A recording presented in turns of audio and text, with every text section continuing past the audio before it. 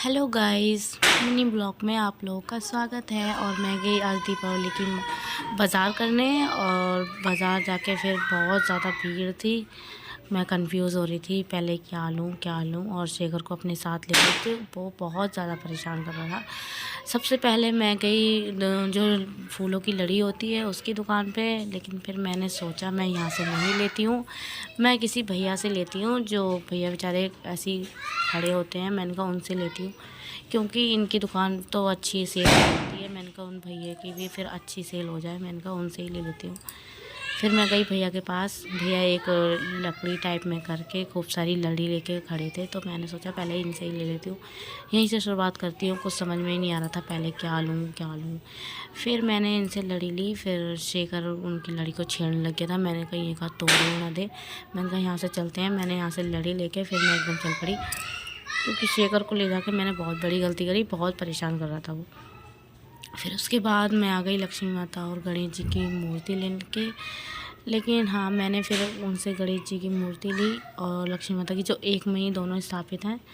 मैं वो आपको अगले ब्लॉग में दिखा दूँगी कि उसमें मैं कौन सी गणेश जी की मूर्ति ले गई थी, क्योंकि इस वाले ब्लॉग में मैं बना नहीं पाई थी जल्दी में, कुछ समझ में ही नहीं आ रहा था।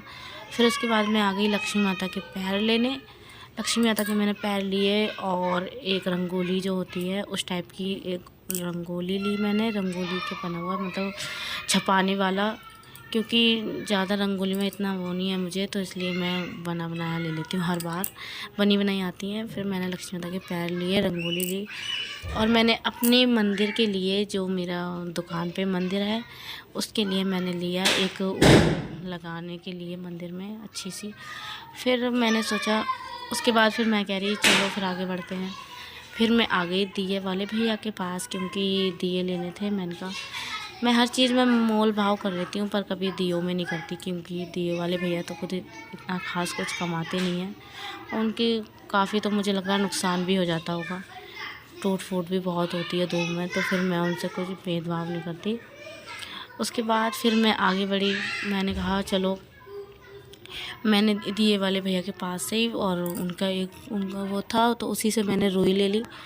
फिर उसके बाद आ गई मैं झाड़ू की दुकान पे। मैंने धनतेरस वाले दिन झाड़ू ले नहीं पाई, तो मैंने सोचा फिर दूसरे दिन से ले लेती हूँ। आज छोटी होली है, मैंने इस दिन भी ले लेते हैं। फिर मुझे चाहिए थी खाटू श्याम की तस्वीर, लेकिन उनके पास नहीं थी।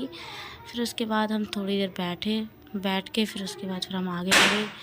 फिर मुझे लेनी थी जो हमारी इससे पूजा होती है, दाने होते हैं और खिलौने विलौने होते हैं।